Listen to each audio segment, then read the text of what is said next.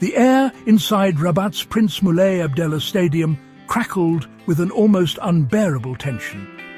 It was January 18th, 2026, and the final of the Africa Cup of Nations was underway. On one side, the hosts, Morocco, carried the hopes of a nation desperate to end a 50-year wait for continental glory. On the other, the defending champions, Senegal, the Lions of Teranga, stood proud and ready to defend their crown. The noise was deafening, a sea of red and green clashing with waves of white and green as every pass and every tackle was met with a roar. This was more than just a football match. It was a battle for legacy, for pride, and for a place in African football history. From the very first whistle, blown by the experienced Congolese referee Jean-Jacques Ndala, the game was a tactical chess match played at a ferocious pace. Senegal looked to assert their authority early on. They nearly found an opening when a corner kick was whipped into the box, and Pape Gueye rose highest, his powerful header forcing a brilliant save from the Moroccan goalkeeper, Bono. The chance set the tone for the half. Senegal used their physicality and speed on the wings, with Sadio Mané orchestrating attacks, but the Moroccan defence, led by their steely-eyed veterans, held firm, closing down spaces and refusing to be intimidated by the champions. As the game wore on, Morocco grew in confidence, urged on by their passionate home crowd. Their attacks became more frequent and more dangerous.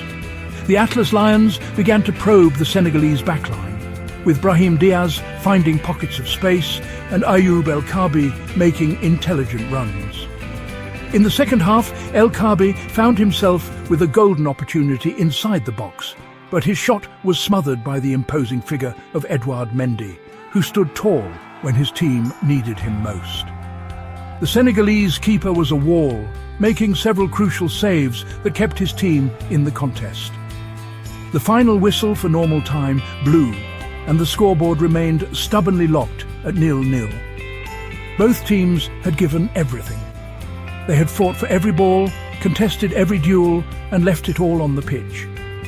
Senegal's early pressure had been weathered, and Morocco's late surge had been denied. The defences had been magnificent, the goalkeepers heroic. But 90 minutes were not enough to separate these two giants of African football. As the players gathered, exhausted, to prepare for extra time, everyone in the stadium knew that the drama was far from over. A moment of magic or a costly mistake would now decide the champion. Just when it seemed the 90 minutes would end in a tense but orderly stalemate, the match descended into pure, unadulterated chaos. The drama began deep into stoppage time, which had been extended due to various interruptions. First, Senegal thought they had snatched a last-gasp winner, only for the goal to be disallowed, adding to the already frayed nerves. Then came the moment that will be debated for years. In the 98th minute, a Moroccan corner was sent into the box. Amidst the jostling, Brahim Diaz went down, and after a long, agonizing delay, the referee was called to the VAR monitor to review a potential foul. The replay showed a slight pull on Diaz's shirt by the Senegalese defender, El Hadji Malik Diouf. It was minimal contact, the kind you see in every corner kick scramble, but the VAR official, Pierre Ghislain Acho, deemed it a clear and obvious error. The referee, Jean-Jacques Ndala, returned to the pitch, pointed to the spot, and awarded Morocco a penalty. The stadium erupted in celebration, while the Senegalese players exploded in disbelief and fury.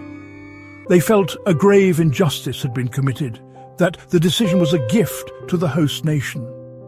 Their anger was raw and palpable as they surrounded the referee, their protests falling on deaf ears. What happened next threatened to mar the entire tournament.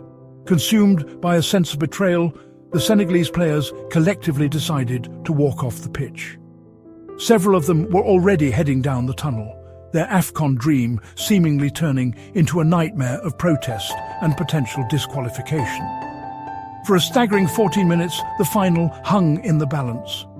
The pitch was empty of Senegalese players, objects were thrown from the stands, and confusion reigned. It was a moment of crisis, a test of character, not just for the players, but for the entire competition. Football was forgotten. Chaos had taken over. In this moment of pandemonium, true leadership emerged. Sadio Mané, the captain and talisman of Senegal, did not lose his head. While his teammates were understandably emotional, Mané remained the picture of calm authority. He followed his team towards the dressing room, but not to join the protest. Instead, he went to lead them back. He spoke to them not as a furious player, but as a composed captain. He reminded them of their duty, of the millions watching back home, and of the fact that abandoning the match would mean certain defeat. His influence was immense. He single-handedly calmed the storm and convinced his players to return to the field and fight for the trophy the right way. After the long, chaotic delay, the match finally resumed in the 24th minute of added time. The atmosphere was thick with a mixture of anticipation and hostility. The fate of the AFCON title rested on a single kick from 12 yards. Brahim Diaz, the man who had won the controversial penalty, stepped up to take it. The weight of a nation's 50-year dream was on his shoulders. He had the chance to become a national hero, to deliver the trophy on home soil in the most dramatic fashion imaginable. Edouard Mendy stood between the posts, an imposing figure who had been a rock for Senegal all night. Diaz took a slow run-up, and instead of choosing power or precision, he opted for audacity. He attempted a panenka, a delicate chip straight down the middle of the goal, expecting Mendy to dive to one side. But Mendy did not dive. He stood his ground, read the intention perfectly, and simply caught the ball as if it were a routine training exercise. The Moroccan side of the stadium fell into a stunned, heartbreaking silence. The audacious gamble had backfired spectacularly. For Senegal, it was a moment of pure vindication. The perceived injustice of the penalty award had been cancelled out by a moment of goalkeeping brilliance and an opponent's overconfidence.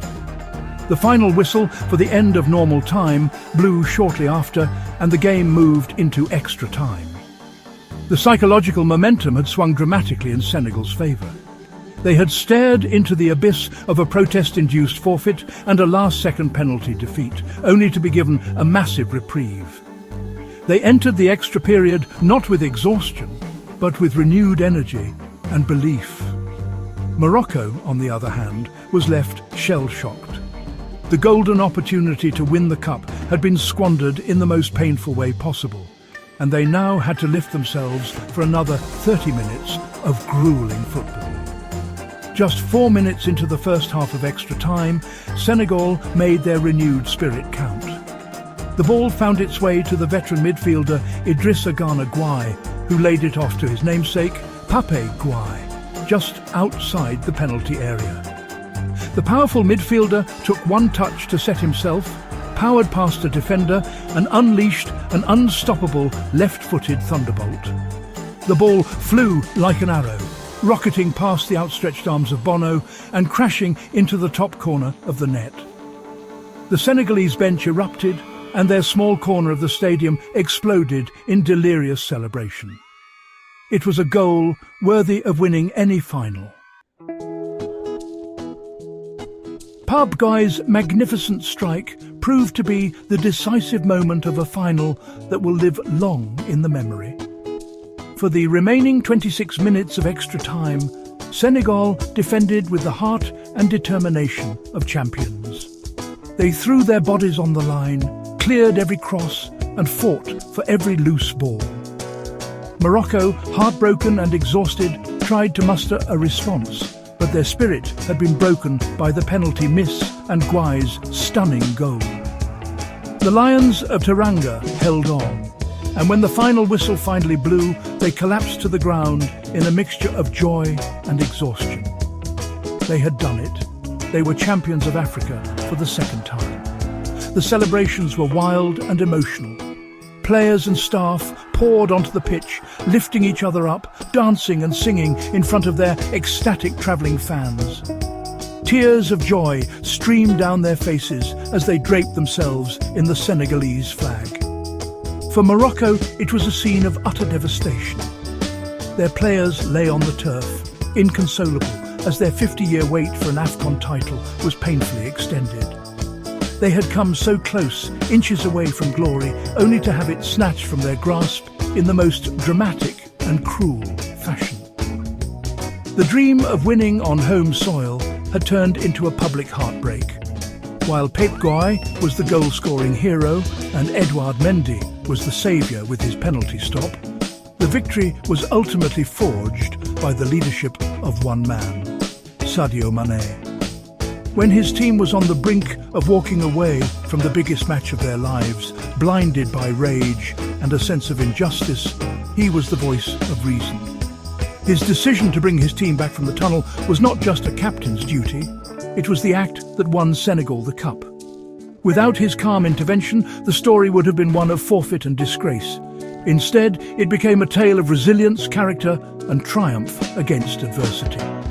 This AFCON 2025 final will be remembered for everything it contained: the tactical stalemate, the incredible saves, the VAR controversy, the walk-off protest, the audacious penalty miss, and the thunderous winning goal. It was a roller coaster of emotions that showcased